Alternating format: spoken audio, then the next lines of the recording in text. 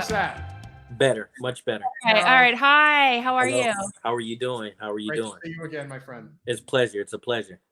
So how's it going? It's like I feel like every time I talk to people that are still campaigning, I feel a little guilty because I've sort of been on a vacation, and I know that you have not been on a vacation. So how has it been since the primary in terms of like your schedule and the kind of stuff that you're doing?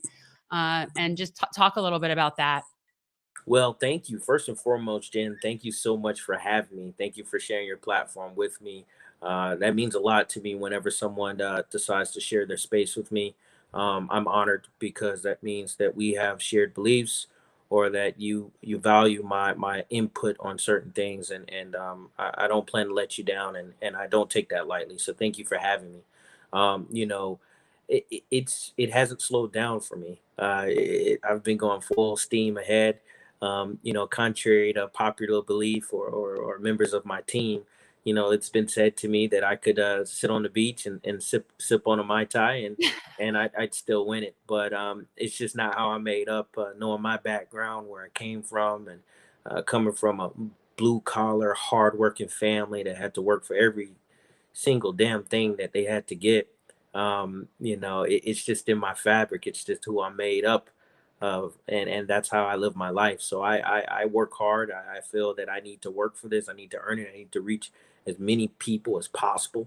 And so I've been hitting it hard. I've been out there, putting up door hangers, phone banking, sending text messages simultaneously, Zoom meetings and Yeah. live feeds. So I've been busy and we're taking it serious. Yeah, I think it's smart. I think you always have to, even if you know that it's the percentages are in your favor, you always have to act like they're not. Yeah. And you are coming off a particularly contentious Yeah. primary Yeah. race Yeah. that, there were definitely a lot of horses in that race and Yeah. people that had a lot of money at stake in that race. Yes. Yeah. And I think you were sort of a little bit of a surprise for people that you sort of came and at the end, I think that people were really thinking that it was going to be a Josh Rydell situation, given where the money was. Yeah. Yeah. And so, No, right. it's true.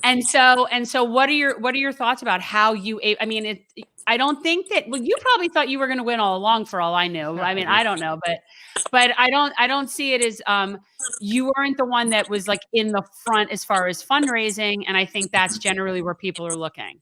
Yeah, no, and that was the thing. That's the conventional wisdom. In legal circles, people that just hung around the courthouse or was in that courthouse no crowd or in crowd.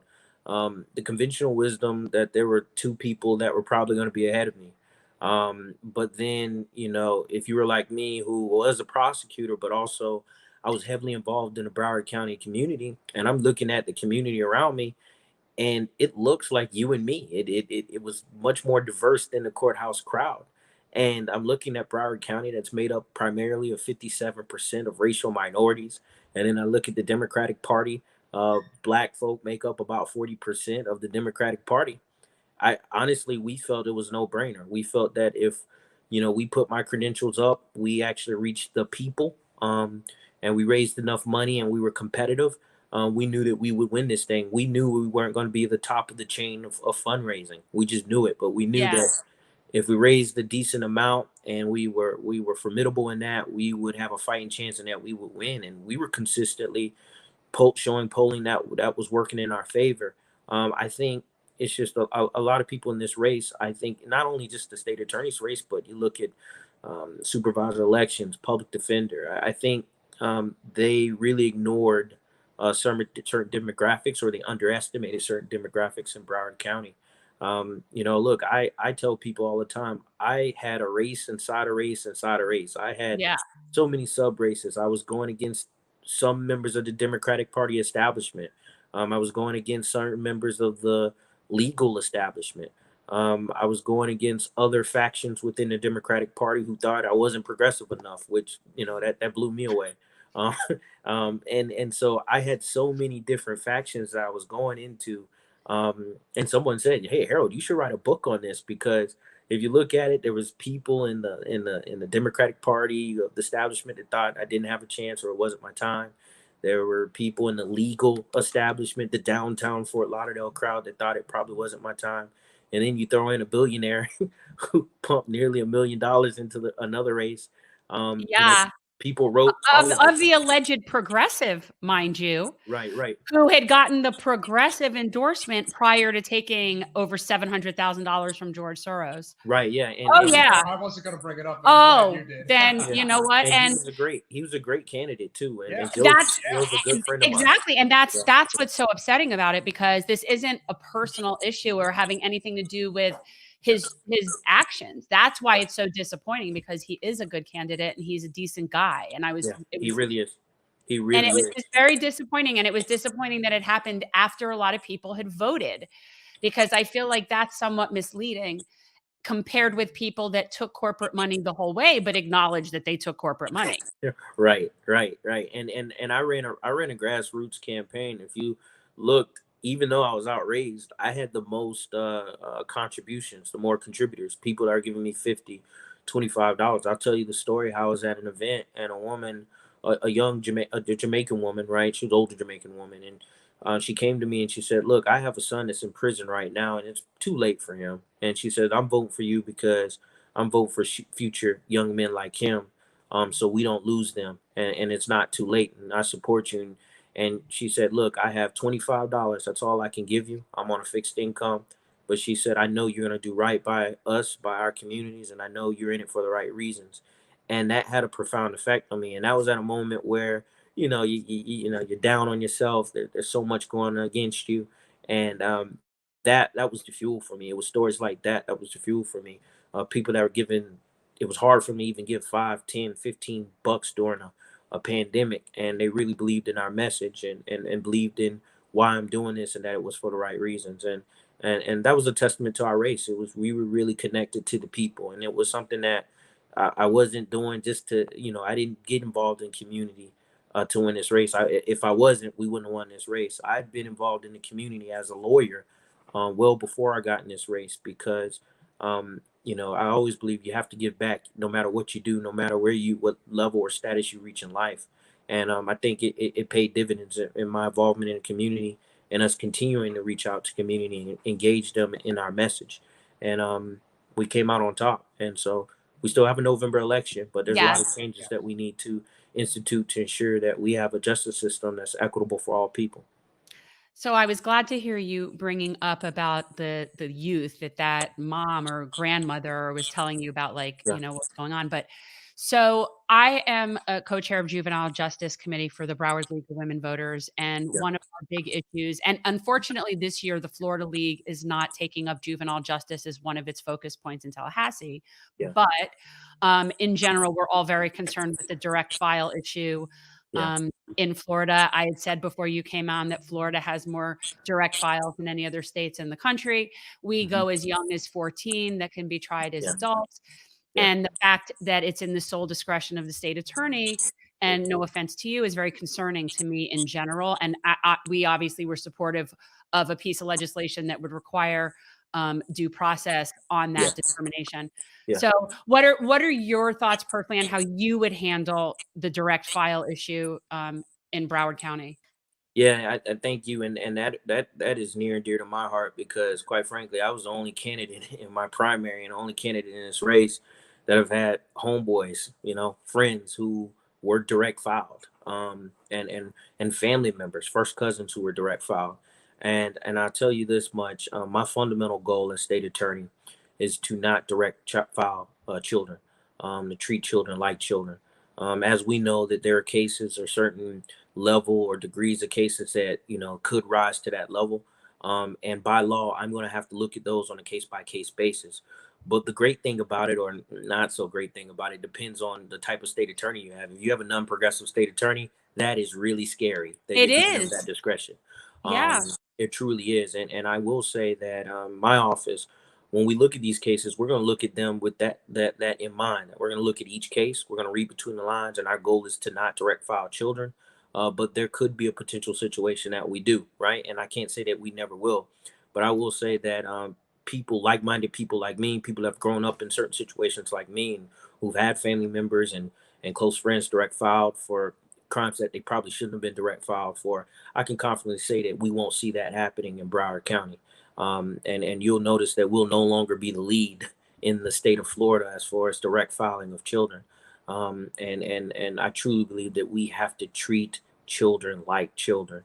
Many people are given second, third chances based on the color of their skin or socioeconomic status. I'll point to a statistic here in Broward County. Black and brown youth make up about 40% of the youth population in Broward County, but black and brown youth also make up 75% of the youthful arrest in this county. And that's problematic. And so that's one of the reasons why you have an uptick in or higher numbers or higher yields regarding children being filed as adults, because black and brown communities or lower socioeconomic communities are over policed. Yeah. And so we need to fix that. And so it's a larger issue. We have to have state attorneys that are willing to work with law enforcement and train them on being better law enforcement officers. But also, we need law enforcement officers that actually live in these darn communities that they police. I Yeah, think, I mean, you know, that is a yeah, community policing concept. I mean, we see it all the time. absolutely Officers that are working in Hollywood live in Boca or wherever they when we live. were I mean, right, when we were right, canvassing, earlier in the summer, we would be, you know, we would be in Sunrise, and you would see, Miami-Dade, officers' cars in sheriff their cars in their driveways. yeah, driveway, and yeah, yeah. there is that lack of community engagement. And Harold, I'm sure you would also agree that there's also a lot of the uh, hiring of law enforcement in areas with law enforcement officers that don't actually look and reflect the community that they're policing. Yeah. That's also Yeah. a very big problem as well.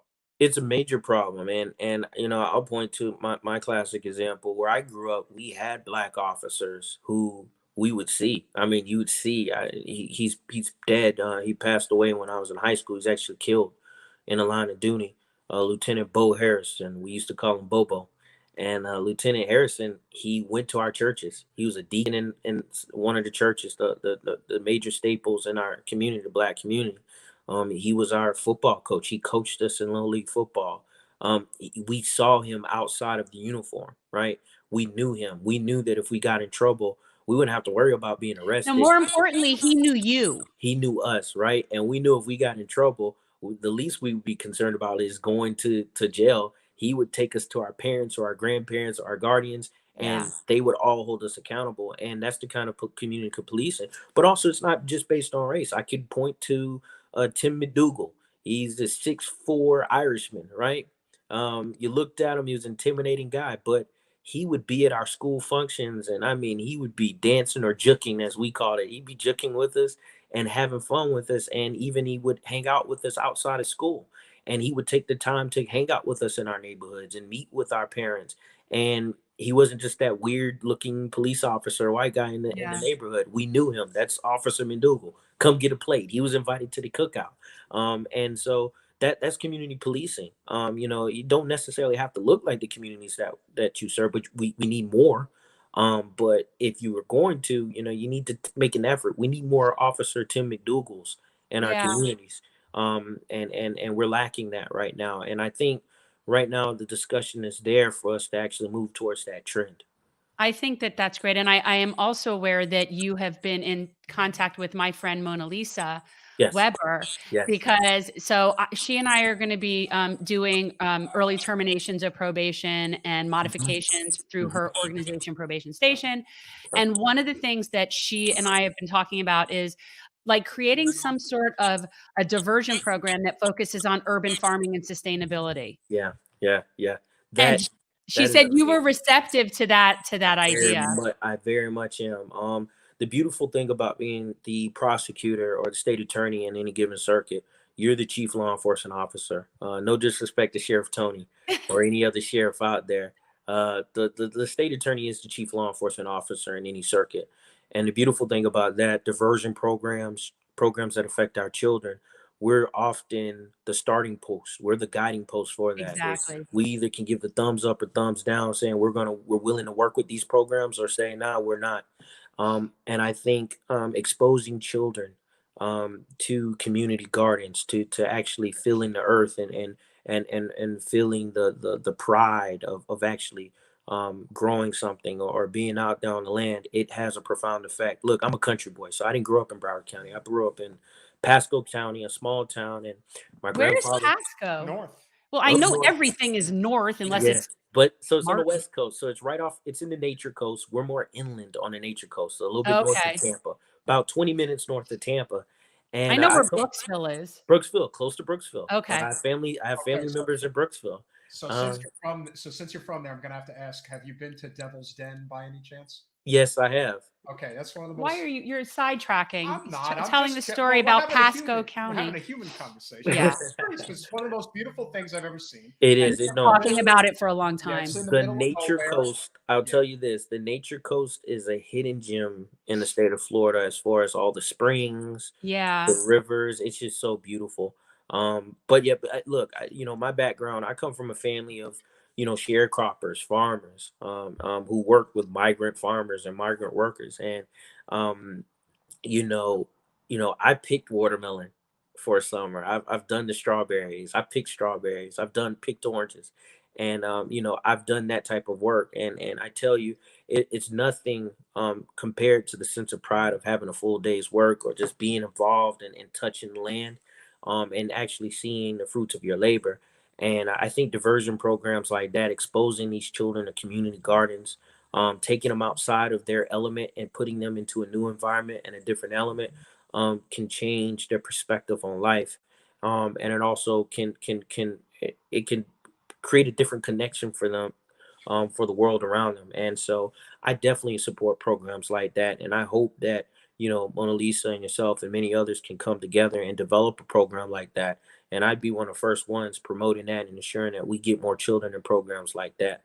Yeah, I mean, really the kind of the goal was in our minds is how do we kind of deal with the food desert and the food insecurity Yeah. situation and simultaneously be able to do programs with these kids that they would otherwise not have exposure to. And that's a big thing is that a lot of these kids, they've never left their city. No. They've never let No. so the idea of even growing food is just not a thing, and I think just across the board, regardless of, vulnerable communities, we need more sustainable, infrastructure in our own communities anyway. Yeah. Um, I but the agree. idea of helping get rid of food deserts and simultaneously creating, like, a diversion program was, like, just this sorta idea that we came up with, and, I think yeah, it's a great idea, and yeah. I am totally behind that, and I know the positive effects that that can have on a child's life. Yeah, it'll definitely pay dividends, most Yeah. definitely. Yeah. What are your questions that you had for our future state attorney? Well, knock on wood. Yeah. Yeah.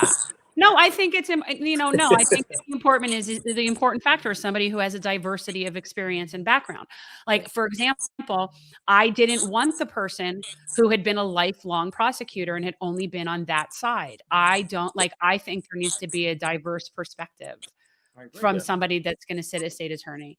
And No, that, I agree. that's important. That's a very important factor. So Well, tell a little bit about your background and stuff because we didn't yeah. really do like an official Well, intro. that was yeah.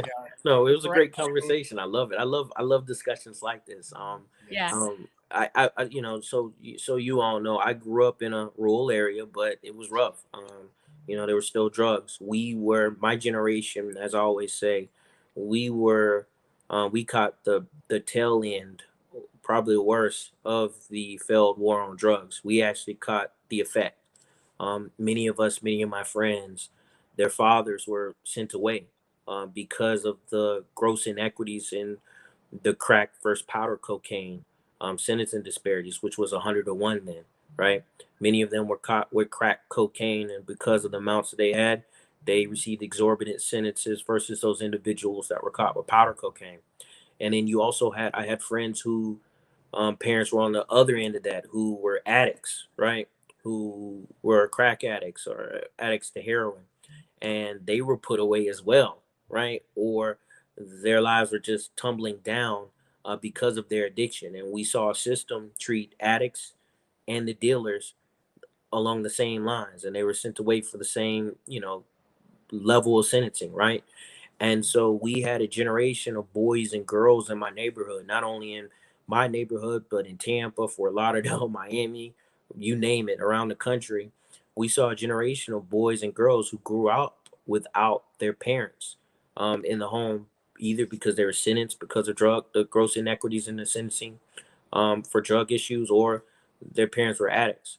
And we saw how it just decimated the black family. It decimated our family units. And you had a lot of grandmas out there caring for their children. You had a lot of aunts and uncles taking them in. You had my mother and father serving as surrogates for so many children in my neighborhood. I was blessed because I was the only kid on my block who, with a few other, just a couple other friends who we actually had our mother and fathers in the household. And so a lot of our parents were playing double duty. You know, they were looking out for a whole community of children. And so growing up, you know, I experienced that. I had uncles who had mental health issues, and we saw them in a criminal justice system that treated them less than because of their status or who they was. Family members who had drug addiction issues, who went through that vicious cycle. I had friends from the age of 14 all the way up until 2 years ago who were brutally murdered due to gun violence. And so, you know, I experienced this, you know, at the age, by the time I reached 16, I'd already gone to 8 funerals, right? For various reasons. And so we saw a criminal justice system with a failed war on drugs or the over police in our communities. I saw that firsthand. And so experiencing that, I wanted to get out. I wanted to fix it. I wanted to help and change it.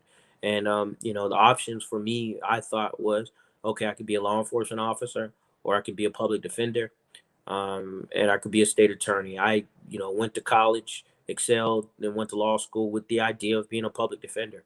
And I met Charles Morton, who's the first African American state attorney to serve in South Florida. He was actually hired under Mike Satz. He actually was Mike Satz's first hire. Mike Satz's first hire was a black man, not knowing that that was going to be the first prosecutor ever in the history of South Florida. And he said, Harold, I know you want to be a public defender. You can do a lot of great work there, but we need more people that look like you, that have your story and that understands our communities, and that can bring equity to the system. And I tell you, I used to thank God every day when I was in that office, because I would sit there and listen to some of the discussions. And had I not been there, someone's life could have been negatively turned upside down. And so that's the importance of us having a diverse state attorney's office, having diverse law enforcement officers, to ensure that we're getting both sides of the story, and that we're able to look at cases, look at situations, and read between the lines. And so that was my motivation. That's the only reason why I wanted to be an attorney. It was not to be a high-powered attorney to make money and to drive a fancy car or have a big house. It was really to change the condition that I grew up in, and to help my family, help my friends, to change the system that I know would ultimately affect my son. I have a 3-year-old son. And, you know, I was looking at my situation where I was in the current moment, and saying, wow, you know, you're doing well. You've progressed along in your career, but yet you have Ahmaud Arbery's of the world, George Floyd's, Breonna Taylor's of the world, Sandra Bland's, and the condition hasn't gotten better. It's the same as it was for my grandfather, who experienced or saw what happened to the Groveland Four in a town over. He had cousins and family members that were there. If you read Devil in the Grove, and you remember, there was a mass exodus after that happened, because they're afraid that the whites in that town was going to burn it down. And my grandfather had cousins who had fled over from Groveland to the neighboring cities, Dade City, Claremont, or whatever, because they're afraid what was going to happen to them. And thinking about when that happened, the time when that happened, and my grandfather was 14, 15 years old, and that's in the 40s, I believe, or 50s, right? And nothing's changed. It's No. still the same. And so when I looked at that, that was a gut check. And you know, one of my favorite quotes is from Dr. Martin Luther King, and that's life's most persistent and urgent questions is, what are you doing for others? And so when I asked myself that question, although I was doing things, you know, we were already out front talking about cash bail behind the scenes. We had a racist statute of Governor Broward removed from the courthouse. You know, I was already on the front line, you know, fighting these issues using my skill set, but I felt it just wasn't enough, and I needed to put my hat in the ring and run for state attorney, and that's why I did that. And it's to, you know, bring justice, fairness, and equality in the system, but initiate this criminal justice reform that we've been talking about on the micro level, because it never really begins on the macro level. It's really done on the ground level, And and I look forward to leading that charge.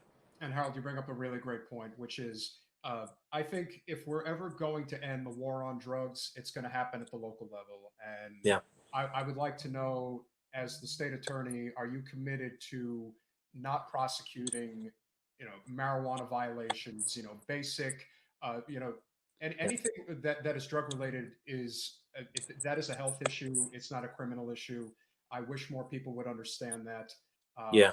is that something that is going to be a priority for you as the new state attorney? Knock on You wood. know, I think it is a priority because it's affected my family personally. I've had family members or have family members who are struggling with addiction right now, and they were placed in the system, and it wasn't because they were bad people. It's because they were trying to feed a habit. They had a drug addiction issue, and they weren't bad people, and they weren't committing per se violent crimes. But we saw a system just repetitively, right?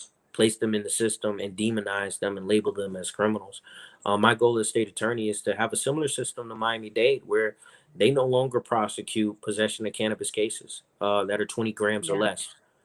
So if you're Yeah. caught with 20 grams or less, it'll be the similar model to Miami-Dade. We won't prosecute those. I think we can use those resources elsewhere to focus on serious crimes, to focus on those crimes where people are victimizing members of our LGBTQ plus community, right? You saw a rising level of transgender women, Black transgender women especially, Yes. um, Yes. go up in this country, and nothing really was done. No one really talks about it, right? And I'm going to form a task force to focus on issues like that. We can use resources to focus on issues like that, protecting our immigration community, protecting immigrants who are victims of human trafficking, protect immigrants who are victims of extortion rings. You know, you're coming here, you're working hard, you're starting a business, but people are taking advantage of you because there's a language barrier and you're probably scared because of your status to go to law enforcement agencies. And so I want to erase the stigma there and to give them an opportunity to understand that, you coming to the state attorney's office to report a crime, it's not going to affect your immigration status. We're not going to go calling ICE and having them waiting for you. We're going to work with you to protect you, to ensure that you can live and thrive here in the state of Florida and the United States. But that's my goal, to not focus on low level drug offenses or mental health issues and not prosecute those, but rather focus on treatment, rehabilitation, getting them the help they need. I don't think the criminal justice system is adequately equipped to serve as mental health specialists or treatment centers. I think Clearly not. clearly not, right? And so I think we need to get them more involved. I think we need to keep those people out of the system and actually get them the help that they need. And we need to focus on actual criminals. Let's focus on the white collar criminals uh, here and at the local level that are constantly Yeah. being ignored, right? Well, I think we need to get all That's the exact. nonviolent drug offenders out of prison, and I Yeah. think we need to replace it with the big pharma executives that have been pushing the opioid epidemic on this Right. country. Yeah. And that's who should be sitting in prison. So I think we could still have prison. Yeah. We just need to put in those people Right. instead. Right. And their task force, and I look forward as state attorney to working with their attorney general's office if they're willing to work with us, right? And the federal prosecutors on a former task force to focus on these issues.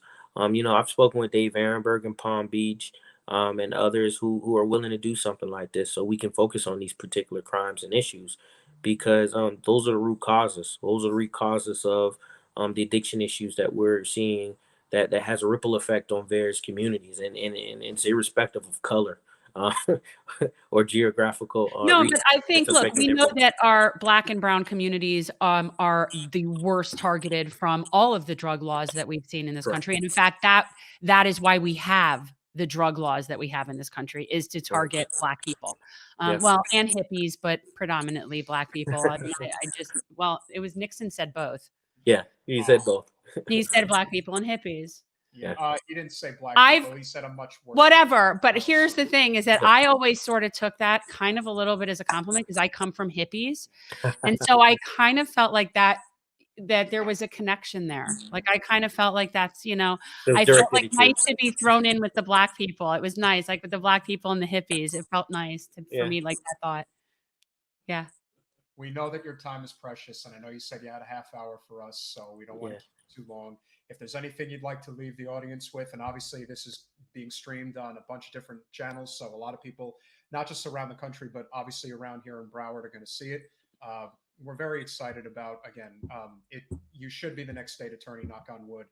But we're obviously Thank very you. excited to And we don't have- want people to get complacent and just assume Yes. since Broward is very blue that you cannot just assume that. So everybody really does need to No, go vote. and You can't. No, you can't. You have to go vote. I say this all the time. Thank you guys once again. Thank you for having me. Thank you for sharing your platform. I say this all the time. If you care about immigration issues, if you care about the safety and our immigrant communities thriving and living and feeling safe and being treated like everyone else in this country, this is the election cycle for you. Not just my election, but down the ballot, up the ballot, president, on down to my race. This is an important race. If you care about your economic well being, where we're going as a country, whether we're treating those top 1% the same as we're being treated. I tell you what, my wife and I, we're not wealthy, but I got taxed more than the president, right? And he's supposedly a wealthy millionaire. And I get taxed more than billionaires. And I feel like the middle class, we're hit harder than any demographic in this country. And there's something wrong with that, even the poor folk. So if you care about your economic well-being, this is election cycle for you. Yeah, see, this is I totally don't appreciate you bringing me into this conversation, Mr. Pryor. I'm a totally incredible person, and I brought a lot of jobs to this country. I deserve not to have to pay any taxes. Trust me when I tell you, it is totally worth it. We're going to make America great again. You are not making America great. Go. You're making it terrible. You have a you're a future. terrible man. If Go. If You have a if you future, don't make man. good people, then you That's a vote. great impersonation. He does pretty good. I It's know. even He does. better than Alec Baldwin's. That's really good. Wait, I could give you the Don't. Alec Why Baldwin impression. you had His impression, I to don't even do know that? what he's trying Why to do. are you? Stop it. This Stop is hilarious. I love it. I love it. No, but look, this is an important race. If you care about criminal justice reform, this election cycle for you. If you care about us eradicating the school to prison pipeline, if you care about us ending the racial sentencing disparities, this is the race for you. We have to truly get out the vote. We have to drive the vote.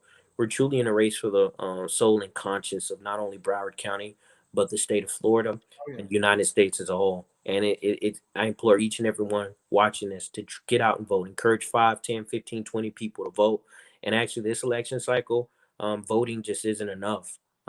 We need you to vote, but also we need you to make phone calls on behalf of progressive candidates. We need you to send text messages. If you can, hang door hangers on there, and you can print out a paper for yourself and put out a ticket of people that you support, punch a hole in it, put a rubber band on it, hang it on doors.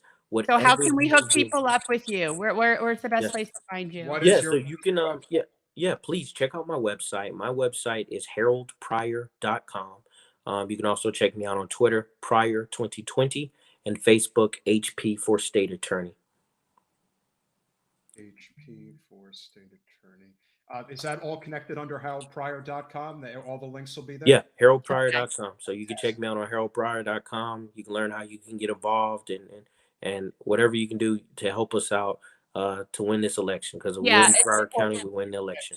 And you brought up a great point about, the down ballot races, which has really been our focus. Obviously, a mutual friend of ours, Tamara James, who's city commissioner in Dania Beach. We just had Yeah. her on a Yeah. few days ago. That is where the change happens. Exactly. That's where it's going to happen. And unfortunately, as you know, we haven't had a lot to celebrate in Florida politics. But I think if you're our new state attorney, we're definitely moving in the right direction for sure. Yeah. It was a real pleasure having you on tonight, Harold. Thank you so much. I appreciate Thanks, it. Thank you Harold. guys so much. Have a good one. Bye. See you soon. Bye.